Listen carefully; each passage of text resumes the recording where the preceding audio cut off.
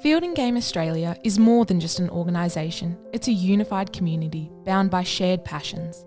One of those passions is conservation. As hunter conservationists, Field and Game members are deeply connected with the land, the animals and the plants. Our community actively contributes to the preservation of our precious wetlands and waterfowl populations. One of our great success stories is the transformation at the Connewarre Wetland Centre, 10 minutes south of Geelong. The wetland was originally constructed by Geelong Field and Game member Tony Lean in his own backyard during the 1970s. So we're down at the Connewarre Wetland Centre. We purchased this land about 8 years ago. This was my family home, the property, and a lot of the work had already been done by my father prior to the purchase to the Wet Trust.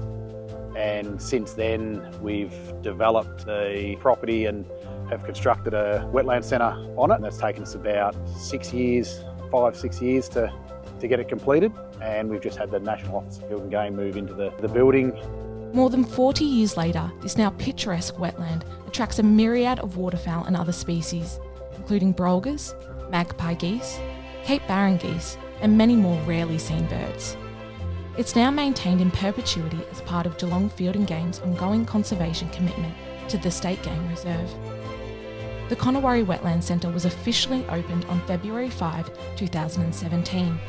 Today it serves as the headquarters of Geelong Field and Game and the National Office of Field and Game Australia. Well, this was the hospital swamps.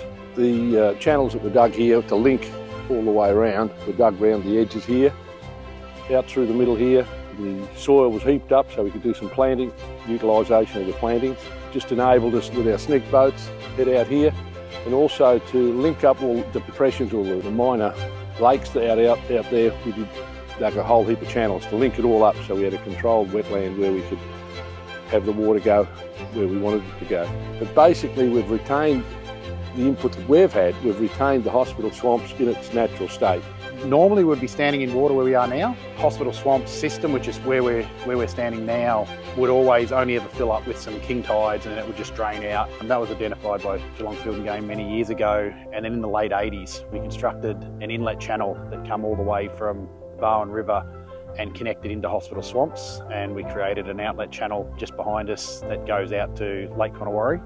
And now we can actually regulate the water in hospital swamps. So at its full level, it's probably knee-deep water here now, and that creates a huge amount of habitat. We managed that for quite a few years. It must have healthy ecosystems like what we're proud to have here behind us at Connewarre. These ecosystems support not just game birds, but over 1,300 species of plants, animals and insects in this wetland. It's a huge amount of area. Not only that, I mean, we have all the habitat it creates. We have wader birds, migratory birds that frequent here, not to mention all the wetland species and obviously ducks, which is our focus. It's also a major eel fishery as well, so it does sustain a commercial eel fishery as well. So this valve here allows us to regulate the water.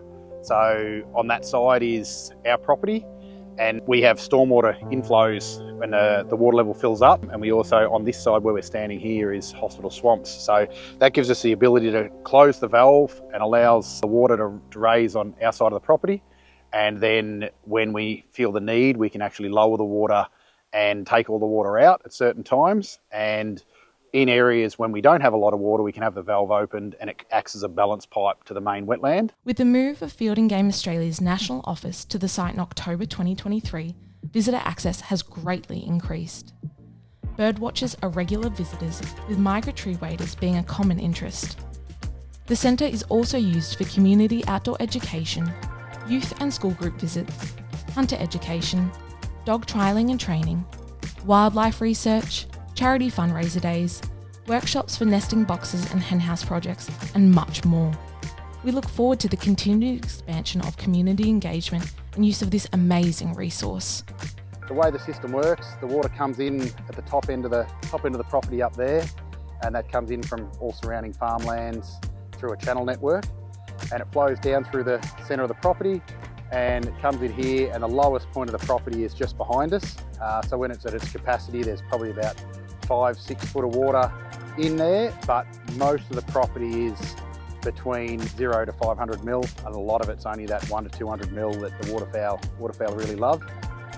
When the water level's at its optimum level, everything behind us is covered in water, and it's a mixture of open water and reed and structure. It provides great breeding habitat for birds, but not only the breeding habitat, it's got a lot of our boxes and hen houses out there as well, but it provides habitat for the broods. So when the young ducklings leave the nest, because they leave the nest about 12 to 24 hours after they hatch, they jump out and they can get straight away into a nice overhead structure where they're safe from overhead predators.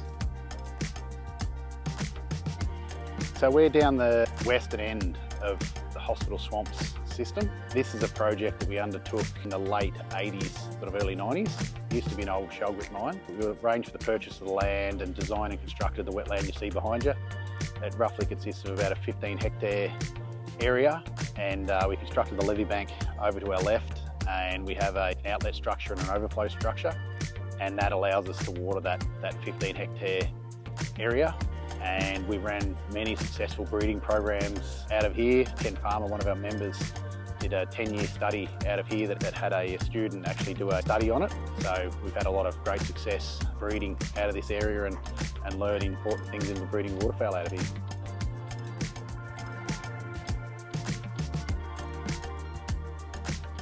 We planted initially along the high bank, further behind us here, all the way along the bank, and that's up out of the low level of the water table and the salt salinity. So that was a success planting those.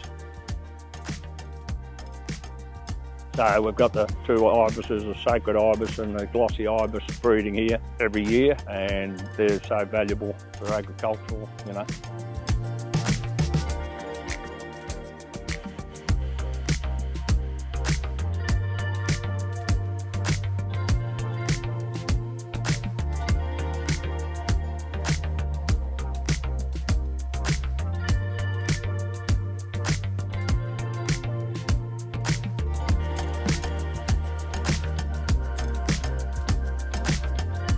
We've got a big membership base. We've got a lot of great people in our club, and everybody steps up when their time's needed. I mean, we've been fortunate enough, we've come from a demolition and earth moving background and machinery and stuff like that. So we put in that area. Ian McLaughlin was, head surveyor for Barwon Water. So that was his expertise. So everybody brings their expertise right down to a person that provides the sandwiches on the weekend for the working bees. So everyone's important. Our members play a crucial role in preserving and enhancing habitats that support diverse native wildlife. This work ensures these environments thrive for future generations to enjoy and utilise sustainably. This hands-on approach allows members to see firsthand the positive impacts of their efforts, from flourishing bird and animal life to rejuvenated landscapes. For many of our members, conservation isn't just a pastime, it's a way of life. It's who they are. If this sounds like you, we would urge you to come and get involved. By becoming a part of Field and Game Australia, you'll join a community where conservation, hunting, and clay target shooting are all interconnected and part of a unified mission. Together, we are dedicated to preserving our natural heritage, celebrating time-honoured traditions, and ensuring our wetlands, wildlife, and the Australian outdoor lifestyle thrive for generations to come.